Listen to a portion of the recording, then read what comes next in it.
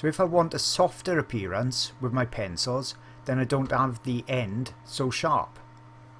Make sense? So it's, you know, more of a rounded end on there.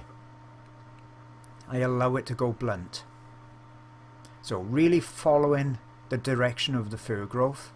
Little tiny marks here. The fur is very, very short. So I don't want big flowing movements with my wrist.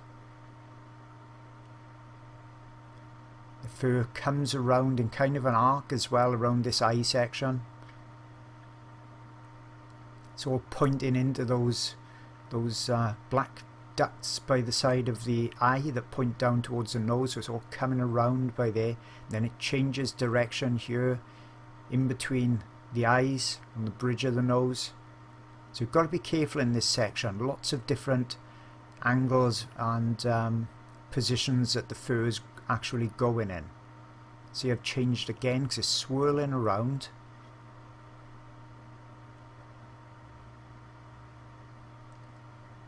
It's an area you can really get confused in, but it's an area as well that really makes a drawing and a painting, because it's these little details that will set you apart from other artists that don't take the time and the care to get those in the right position. So I'm going to continue with this pencil, doing the same thing, because as I said, this is a video of lots of layering now.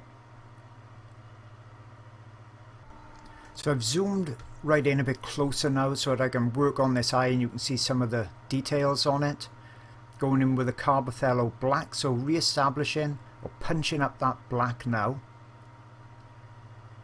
And then I'm doing the black first so I can judge the tones by it, and I'm cleaning up the edge, getting the shape of the eye right. Then I can come in with my browns and go that bit lighter. Got a nice sharp point on there.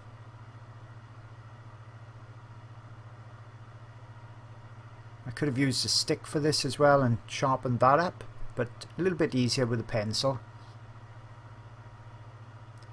Really making sure I've got the shape right. Softening the edge, so darkening some of the fur around the eye as well. I also need to go out a bit because there's a lot more of this blackness going out away from the eye, around the rim of the eye.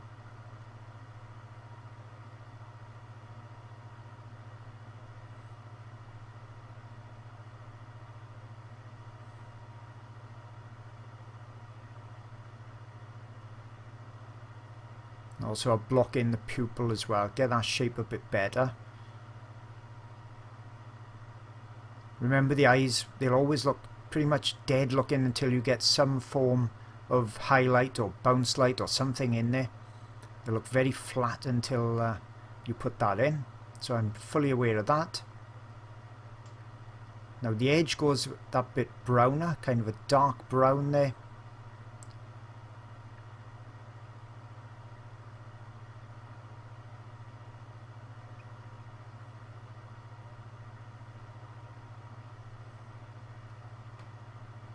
Then I'm using the black very lightly, skimming over the surface just to darken that colour. Because in these sets of pencils, and I've got a few different sets now, none of them at all has got a very dark brown. They've all got this kind of chocolatey brown. It looks very brown on the end of the pencil, but when you actually put it on, it's more of a chocolatey reddish brown. Nothing is a real dark, neutral, strong brown. So I'm having to put the brown on and then subdue it with the black. Now lightening up with this colour. It's kind of a raw sienna or an ochre colour. I'm not sure what exactly the colour is, because as I said, I don't look at the pencils at all. I don't look at the numbers or anything on them. And now I've gone lighter, because we've got a bit of a lighter ring around the eye. And that kind of brings it to life that bit more, gives it that piercing stare. It's a bit too rigid at the moment, but I can come in with this stump that came with the Conti sticks. And basically it's just your normal paper stump, so it's rolled up paper, so it's quite hard. And that pushes the pastel into the paper more than spreads it out. So that's just softening and pushing in.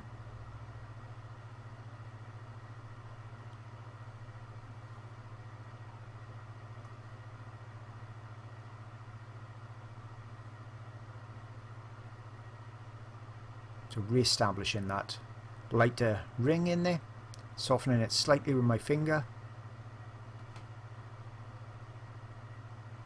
and then re-establishing the black a bit more.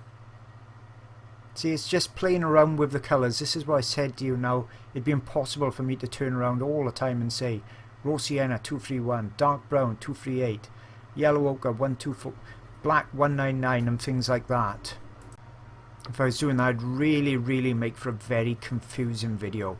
And just like with my oil painting videos, I'm not trying to get you to duplicate what I'm doing. If you want to draw along for practice or whatever, that's great. But you know, the whole idea of these videos is to show you techniques so you can then do them in your work, and then you haven't got to worry about anybody telling you which colour paint or pencils to use, because you're using your own brain and your own eye to teach yourself how to see these colours in amongst your pencils. And that's what it's all about. You know, you seeing the technique so you can create what you want. Otherwise you're going to be led continuously by what an artist is using as their reference, and it may be a subject you absolutely hate, so why should you be doing it? There'll be subjects you love that really speak to you. So that's looking much better than the right hand side eye. Now I've got that second layer on there.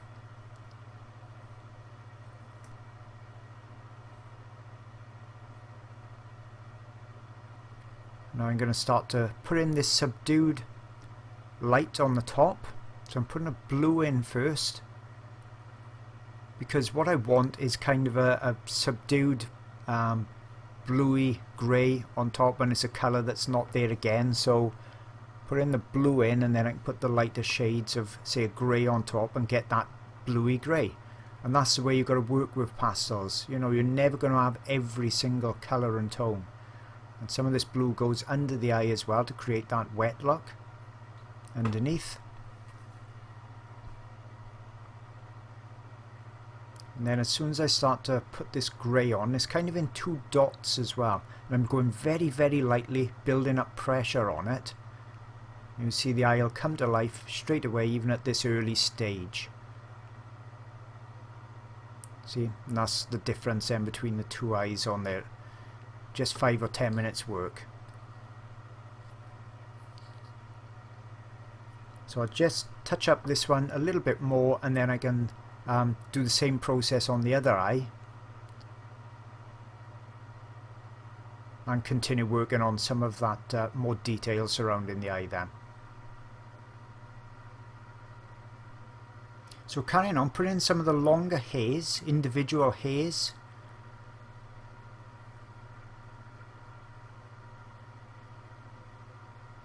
Putting in long strokes. This is quite a shaggy fur on the shoulder and the back of the wolf.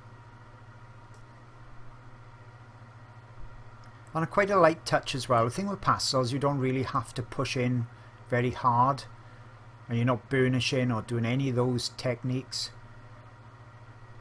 So pulling towards me as I usually do. The only time I really push forwards is doing the odd individual hair, or as you may have seen on my I think it was the Gorilla demo, when the tooth of the paper won't hold any more pastel, then you can push into it and then you can get another couple of layers out of it. But in general, I'm pulling towards myself.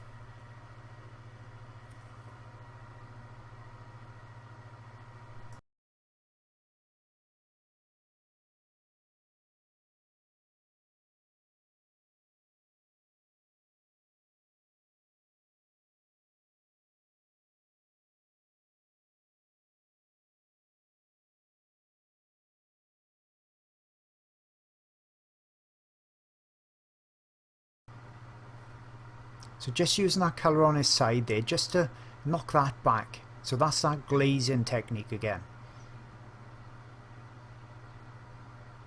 I don't want quite as much detail in this bottom section, and I don't want it to be competitive with the rest of the wolf's head. So just glazing a colour over the top.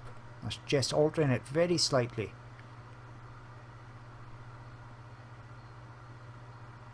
Making it a bit darker again.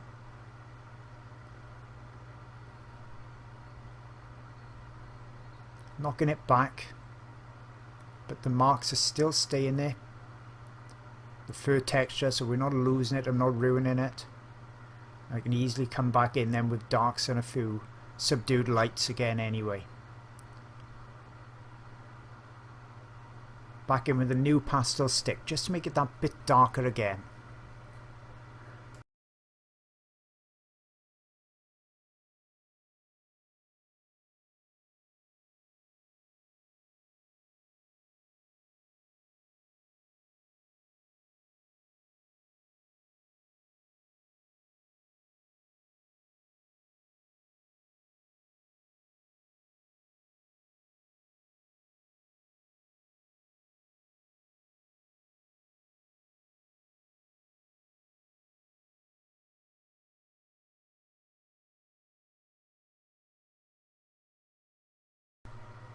So just blending out a bit there with my hand, and the stick work is done. I've darkened areas nicely, and just continue to add just a few of these lighter strokes. So once again, it's these nice Carbothello muted tones I'm using.